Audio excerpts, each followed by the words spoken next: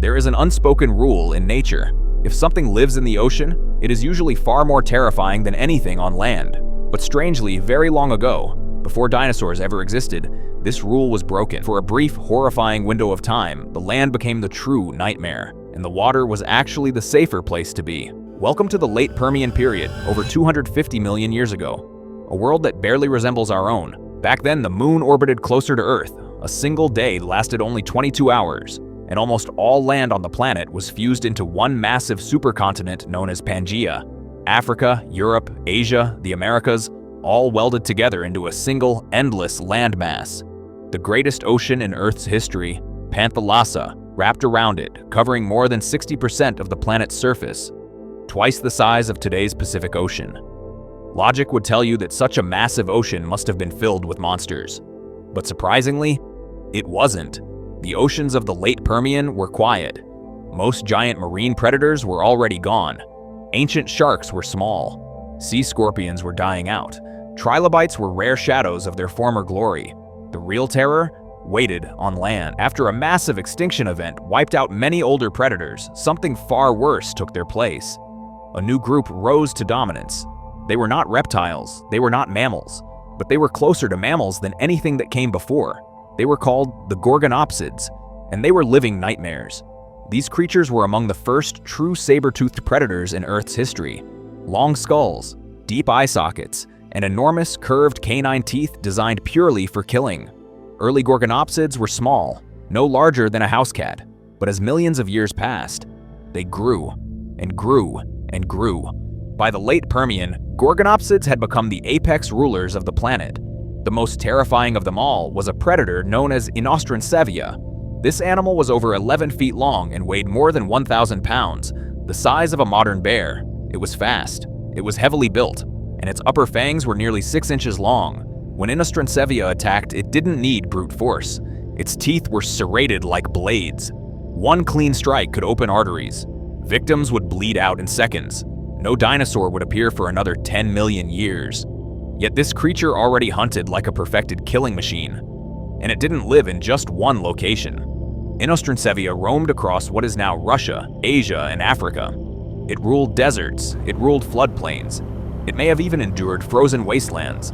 Some scientists believe it may have had fur to survive cold climates, making it not only deadly, but relentless. But as terrifying as Inostrancevia was, it was not alone. South Africa was home to an even more nightmarish lineage, the Rubigene Gorgonopsids.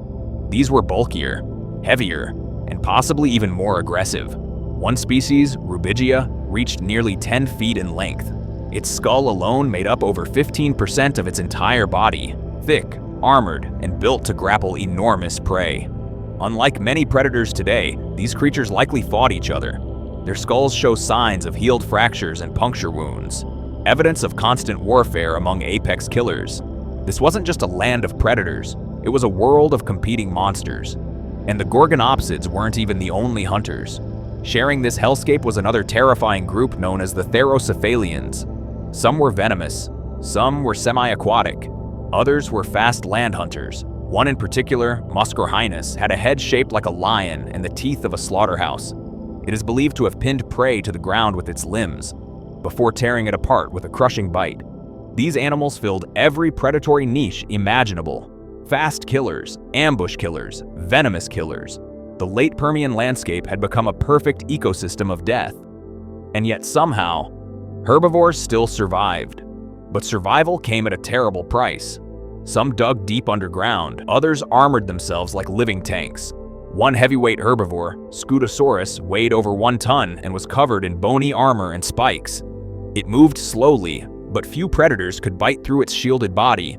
Others, like Lystrosaurus, became expert burrowers, hiding from death instead of fighting it.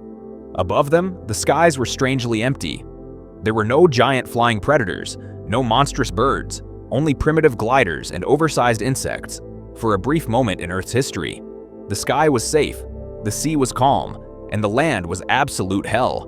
But all of this horror was only the beginning, because the late Permian world was about to face something far worse than any predator. It was about to face the worst extinction Earth has ever known. The late Permian world was already brutal. But what came next would make every predator, every claw, every fang feel insignificant. Because 252 million years ago, Earth itself turned into the ultimate killer. Deep beneath what is now Siberia, the planet began to tear itself open. For nearly 1 million years, the ground erupted non-stop with fire. This event is known today as the Siberian Traps, the largest volcanic eruption in Earth's history. Lava did not flow like rivers. It poured like oceans. Some lava fields were over 1 kilometer thick, covering millions of square kilometers of land. But the lava itself wasn't the real killer. The real killer was the sky. The eruptions released trillions of tons of carbon dioxide and sulfur gases into the atmosphere. Temperatures skyrocketed, the global climate collapsed. Oceans began to heat rapidly. Rain turned acidic, and oxygen levels crashed worldwide. In some regions, average temperatures likely exceeded 60 degrees Celsius, 140 degrees Fahrenheit. The surface of the planet became nearly uninhabitable. Even animals that could survive heat could not survive suffocation. The air itself was slowly becoming poison. As oxygen fell, massive hypoxia events swept across the planet. Entire ecosystems began to choke.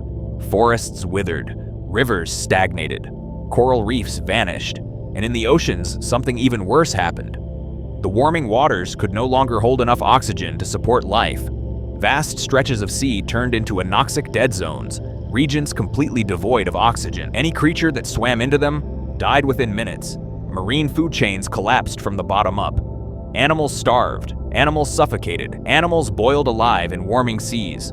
Ironically, the water that once seemed safe became a liquid graveyard. And then came the final nightmare. The volcanic gases damaged the ozone layer. With less ozone to block sunlight, ultraviolet radiation flooded the planet. In some regions, UV exposure may have increased by thousands of percent. Plant life failed. Skin burned, eyes were blinded. The very light of the sun became lethal. This was not just another extinction, this was the extinction, the worst one Earth has ever witnessed. It is known as the Great Dying, and its numbers are almost impossible to comprehend. Over 90% of all marine species went extinct. Over 70% of all land vertebrates vanished. More than 80% of all biological genera were erased from existence. Entire branches of the tree of life were cut off forever. And among the dead were the Gorgonopsids. The unstoppable saber-toothed rulers of the Late Permian were wiped out completely. Not a single species survived. Their dominance ended not in violence, but in silence.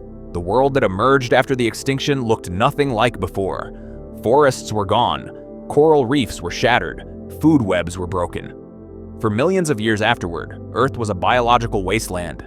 Yet, life did not end.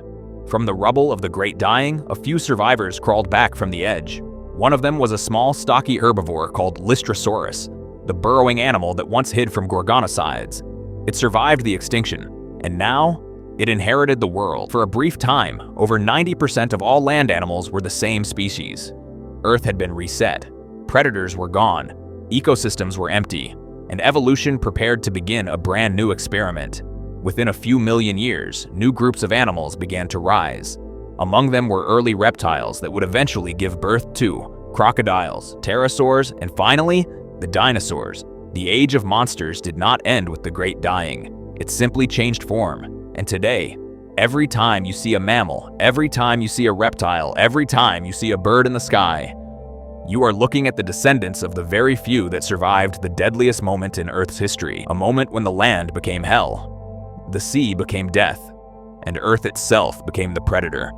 Thanks for watching, and remember, the world we live on today was built on the ashes of monsters.